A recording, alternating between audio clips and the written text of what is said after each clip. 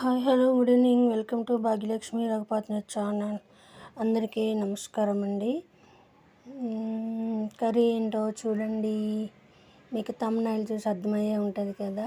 Yes, mutton and drumstick మునక్కాడ curry అయితే excellent అండి. టేస్ట్ వేరే లెవెల్, చాలా అద్భుతంగా వచ్చింది. చాలా బాగుంటుంది కూడా. ఎంత టేస్ట్గా ఉంది. ఇంకా చికెన్ తినకూడదు అని చెప్పేసి అంటున్నారు కదా, చికెన్ అసలు తినకూడదని. ఇంకా మటన్ డ్రమ్ స్టిక్ కర్రీ చేశాను. ఈ విధంగా చేసుకొని మీరు కూడా తినండి, చాలా బాగుంటుంది.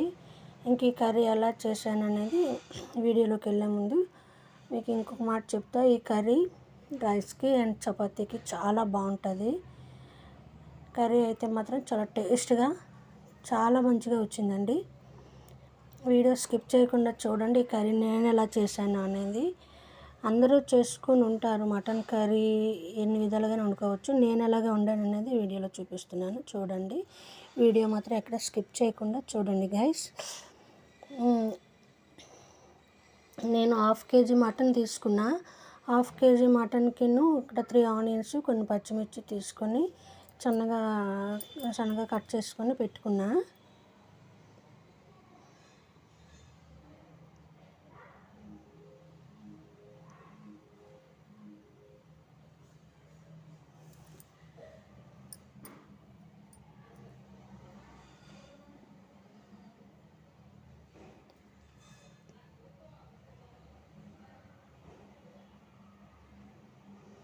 ఇవి సన్నగా కట్ చేసుకొని పెట్టుకొని, మటన్ మంచిగా క్లీన్ చేసుకొని నీట్గా ఒక 4-5 సార్లు వాటర్లోని మంచిగా క్లీన్ చేసి పెట్టుకున్నాను. ఇంకా మటన్ తిన్నా కూడాను ఒంటికి మంచిదని అంటారండి.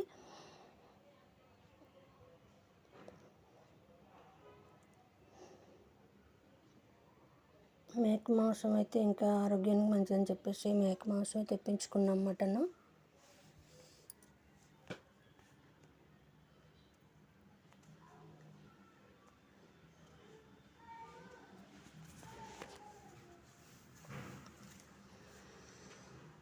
ఉల్లిపాయలు సన్నగా తరుక్కొని, పచ్చిమిర్చి కూడా నిలువుగా కట్ చేసి పక్కన పెట్టుకున్నా.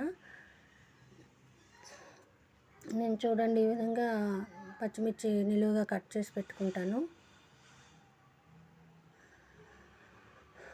నా వంటలు అవి మీకు నచ్చితే కామెంట్ బాక్స్లో కామెంట్ చేయండి. వీడియో స్కిప్ చేయకుండా చూడండి. మీలో ఎవరైనా ఇలా మటన్ మునక్కాడ కాంబినేషన్లో వండుకున్నారా? ఎవరైనా ట్రై చేశారా ఇదివరకు? అలా చేసినట్టయితే నాకు కామెంట్ చేయండి.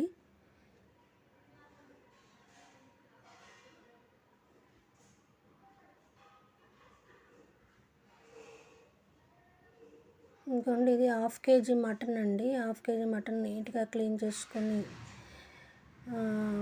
ముక్కలు కట్ చేసుకొని పక్కన పెట్టుకున్నా. మాంసం అంటే అదే మటన్ అంటే కొంచెం ఎక్కువసేపు కుక్ అవ్వాలి, మంచిగా కుక్ చేసుకోవాలి.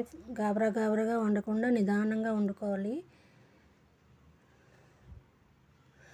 ఇదిగోండి, దీనికి చిన్నవి ఒక 2 డ్రమ్ స్టిక్స్ తీసుకున్నాను. 2 మునక్కాడలు తీసుకుని ఇవి కూడా చిన్న ముక్కలుగా కట్ చేసుకొని పక్కన పెట్టుకున్నాను.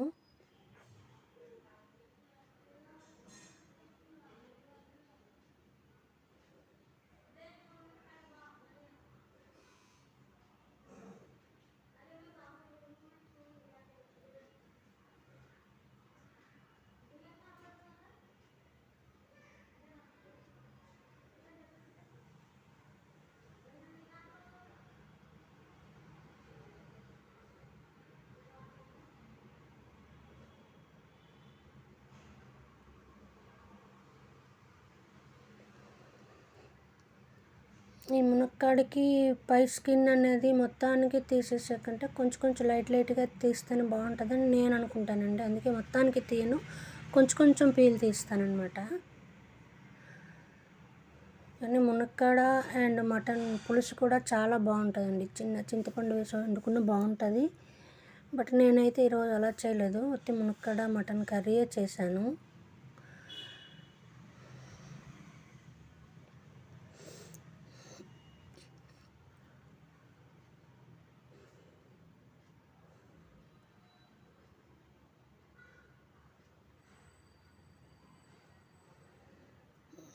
కొంచెం కరివేపాకు కూడా క్లీన్ చేసి పక్కన పెట్టుకుని అన్నీ వండేటప్పుడు అన్నీ ప్రిపేర్ చేసుకుని దగ్గర పెట్టుకున్నామంటే వండుకుందికి టైం పట్టదండి, తొందరగా అయిపోతుంది. అన్నీ రెడీ చేసుకొని పెట్టుకోవాలి.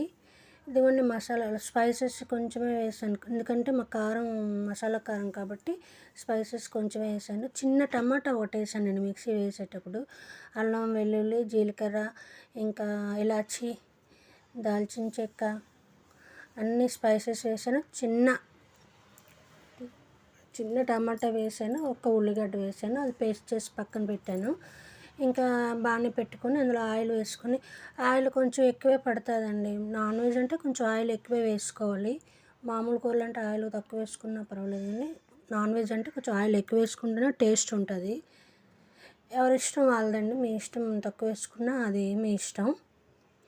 ఇంకా ఆయిల్ కొంచెం వేడెక్కిన తర్వాత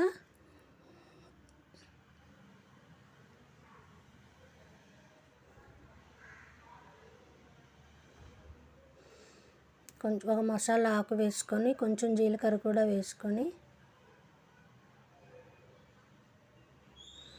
ఆనియన్స్, పచ్చిమిర్చి వేసుకున్నాను. కానీ మటన్ కర్రీకి ఆనియన్స్ ఎక్కువ వేసుకుంటేనే టేస్ట్ బాగుంటుందండి.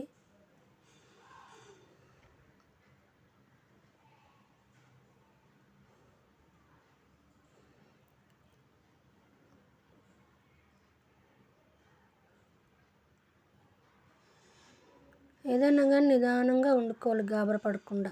వంటకు ముందే అన్నీ రెడీ చేసుకుని స్టవ్ దగ్గర పెట్టుకుంటే వంట నిదానంగా సింపుల్గా అయిపోతుంది. అండ్ కొంచెం పసుపు కొంచెం నేను ఎక్కువ వాడతానండి, పసుపు వేసుకున్నాను.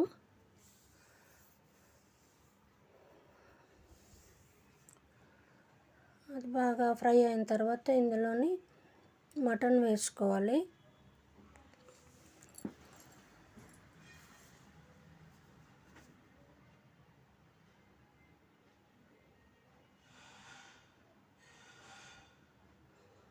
మటన్ వేసుకొని చూడండి, చాలా ఫ్రెష్గా ఉంది మటను.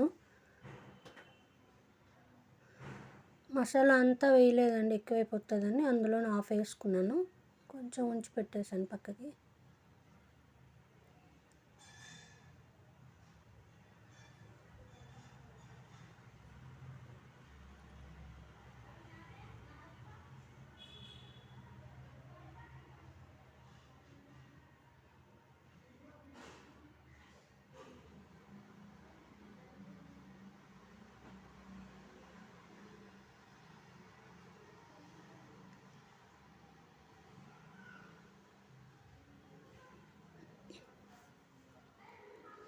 మసాలా కొంచెం ఫ్రై అయిన తర్వాత స్మెల్ అయితే చాలా అద్భుతంగా వస్తుందండి. ఇంకా అందులో మటన్ వేసుకోవాలన్నమాట.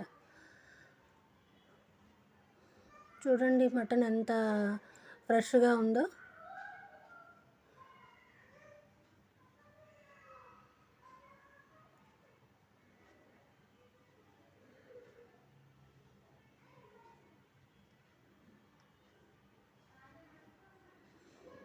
డ్రమ్ స్టిక్ కూడా వేసేసుకోవాలి అప్పుడే, ఎందుకంటే ఈ మటన్ బాగా ఫ్రై అవ్వాలి పచ్చిపోయేటట్టు. అదే టైంలోని డ్రమ్ స్టిక్ కూడా బాగా ఫ్రై అవుతాయి, ఆ గ్రీన్ పచ్చిదనం పోతుంది. కాబట్టి ఆ టైంలోనే వేసుకొని కొంచెం కలుపుకోవాలి. మటన్ బాగా ఫ్రై అవ్వాలి, డ్రమ్ స్టిక్ కూడా బాగా ఫ్రై అవ్వాలి, కాబట్టి రెండు ఒకేసారి వేసుకొని ఫ్రై చేసుకోవాలి.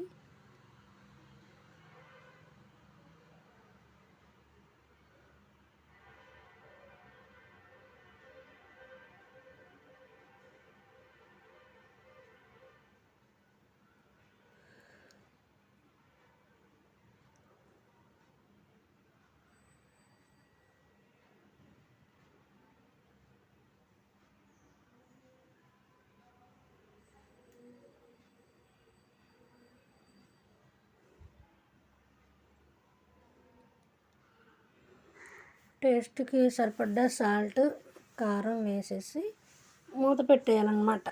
కాసేపు మొత్తానికి ఆ వాటర్ అంతా ఇంకిపోయేంత వరకు మూత పెట్టి ఉంచుకోవాలి, కదపకుండా, డిస్టర్బ్ చేయకుండా మూత పెట్టేయాలి.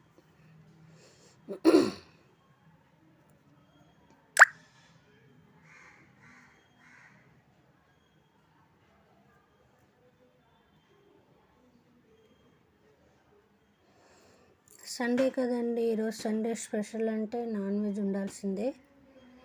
అందరూ ఏం చేసేసుకున్నారు, మీరేంటి స్పెషల్ చేశారు అది కూడా కామెంట్ చేయండి. చూడండి, కారం ఉప్పు కూడాను అదే సాల్ట్ కూడాను బాగా దగ్గరికి అయిపోయింది కదా.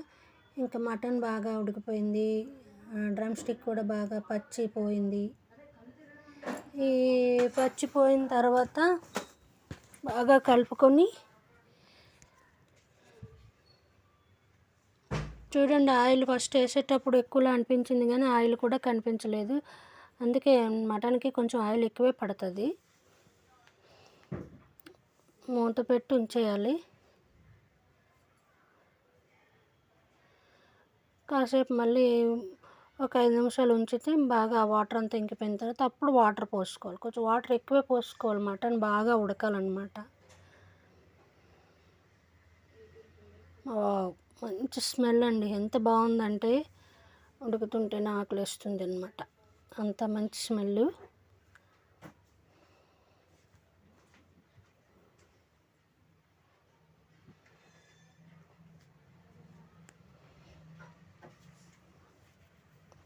కొత్తిమీర కూడా వేసుకొని వాటర్ పోసుకున్నాను. ఈ కర్రీ మాత్రం రైస్ తోటి చపాతీతో చాలా అంటే చాలా బాగుంటుందండి, మీరు కూడా ట్రై చేసి చూడండి.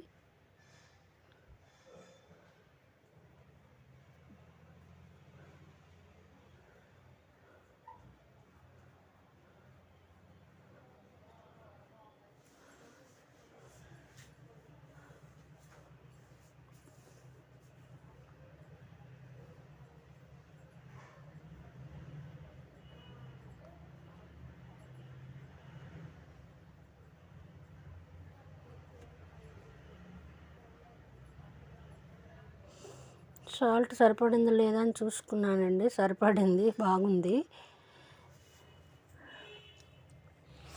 చెప్పాను కదండి, మటన్కి కొంచెం వాటర్ ఎక్కువే వేసుకోవాలి, బాగా ఉడకాలన్నమాట. ఒక 15 మినిట్స్ వరకు మూత పెట్టి ఉంచాలి, బాగా కుక్ అయిపోతుంది.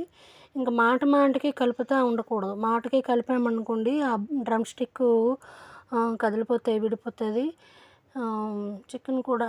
మటన్ కూడాను ముక్కలు విడిపోతాయి, బాగా కుక్ అవుతుంది కాబట్టి ఇంకా మాటకి కలుపుకోకుండా మూత పెట్టి అలాగ ఉడికించాలి.